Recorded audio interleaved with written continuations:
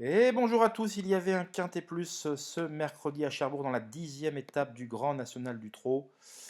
Et une course qui a vu la logique être vraiment respectée puisque tout simplement le grand favori Rossibet qui était proposé, tenez-vous bien, à la cote de 8 pour 10, c'est-à-dire 1,80 €, et bien s'est acquitté de sa tâche avec beaucoup d'à-propos après avoir été drivé offensivement. Donc là, on est dans la phase initiale. Oratuzela marque un temps d'hésitation.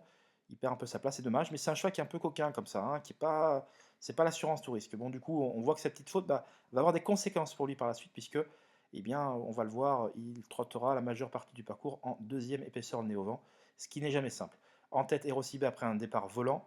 À son extérieur, Ibis Huisman, qui avait bien assuré sa mise en jambe et dont l'entourage avait prévu d'aller devant, le contrat a été respecté. Donc le cheval est ici en deuxième épaisseur en avant, mais va venir progressivement faire un relais avec Erosibet. Romain Larue, je vous avais dit, hein, donc pour mes souscripteurs, je vous avais prévenu que le cheval on avait fait beaucoup de travail sur ce cheval-là, qui progressait mentalement, qui faisait moins de fautes à l'entraînement ces 2 derniers mois. Alors sa rentrée, on avait tout vu puisqu'il avait fait la faute dans le tournant final alors qu'il venait avec de grosses ressources, c'est dommage. Mais il est venu un peu précipitamment, voilà. Il n'était pas à 100%, cette course l'aura bien réveillé et là, euh, vu qu'il y avait plusieurs poteaux de départ, il a pu assurer les premiers mètres, venir prendre le commandement. Vous allez voir qu'un peu plus loin, Rossibet va venir le relayer. Oracusella, comme je vous le disais, deuxième épaisseur nez au vent à cause de cette petite faute.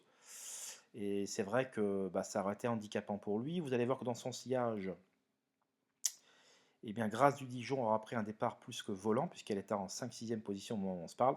Hubble du Vivier, qui n'avait pas fait de cette course un objectif du tout, c'est une course de préparation, va attendre sur un quatrième rideau avec des ressources le long de la corde. On verra que par la suite, il aura bien tenu sa partie, qui sera certainement un prochain gagnant, parce qu'en étant ferré sans être à 100%, le cheval finit en tête des battues 7-8e bien couru. Donc là, Hibiscusman a allègrement l'avantage dans son siège Hirosibet, donc ils ne sont pas attaqués. Et sur une piste comme ça qui tourne pas mal, alors c'est pas Marseille-Vivo non plus, hein, c'est ni Biarritz, mais ça tourne pas mal. Et sur des pistes qui tournent pas mal, comme je l'avais indiqué, les chevaux qui sont devant ont un net avantage. Vous avez vu que Ratuzela vient comme pour accélérer, prendre l'avantage, et Damien Bonne le voit. De ce fait, il vient surprendre en tête Hibiscusman qui aurait pu faire la faute. L'ancien Hibiscusman aurait fait la faute. Je vous le dis, hein, je connais par cœur ce cheval-là. Et bien là, il est resté bien sage parce que Erosibé est venu faire le relais de manière assez brutale. Et Hibiscusman, non seulement ne va pas faire la faute, mais va rester dans son sillage sans broncher. Et après avoir été quelque peu pris de vitesse, on va le voir d'ici quelques hectomètres, et bien il va magnifiquement se relancer pour accrocher le deuxième accessite. Donc là, on est dans la ligne d'en face, la mi-parcours a été bien dépassé. On est à mi-ligne d'en face, on va rentrer dans le tournant final et Rossibet à l'avantage. Oratuzela vient en deuxième position de Néovent, mais c'est pas facile de faire ça d'un bout à l'autre du parcours. Grâce du Dijon, qui a pu bénéficier de son aspiration, va pouvoir se rapprocher avec d'évidentes ressources et va pouvoir s'assurer l'accessit d'honneur au passage du poteau. Et Biscuitman, vous voyez là, il est pris de vitesse dans le dernier tournant, hein. On le voit, il va quand même bien se relancer. Après avoir donné peut-être l'impression de pouvoir être battu, et finalement, bon, c'est un chat qui lâche jamais rien à la lutte, hein. Vous voyez là, il est en quatrième position. Là, on se dit, il va être quatrième au mieux, et finalement, eh ben, il va bien se relancer. Grâce du Dijon va s'assurer une nette deuxième place. Hibiscusman se relance le long de la corde pour accrocher la troisième.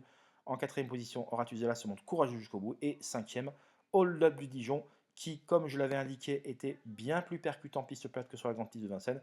De surcroît, il était DPPA aujourd'hui. Et bien, vient s'assurer une encourageante cinquième place. Alors, c'est un choix qui a plus de marge avec ses gains.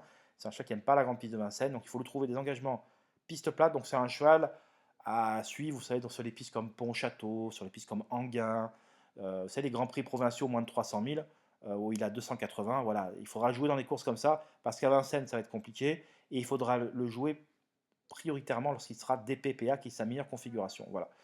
Et vous voyez qu'en tête des battues, bon, je vous avais dit 7-8e, il est 9e, Meuble du Vivier. Il finit, voilà, il court très proprement, surtout parce qu'il était ferré assez lourd et que c'était une rentrée, qu'il était loin d'être à 100%, donc ça sera fort prometteur pour l'avenir. Donc voilà ce que je peux vous dire sur ce quintet. N'hésitez pas à me retrouver sur mon site www.caparos.fr, toujours des informations riches d'enseignements avec le troisième et quatrième qui étaient proposés en interview, enfin le quatrième plutôt qui était proposé en interview. Le troisième, je l'avais eu au téléphone, mais c'était assez bref et ça valait pas le coup d'en faire une interview dans le sens que c'était très bref. mais c'était de précieuses informations.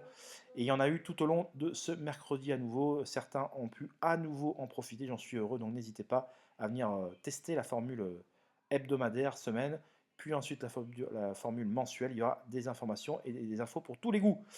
Allez, on se dit à très vite. Je vous embrasse tous. Bye bye.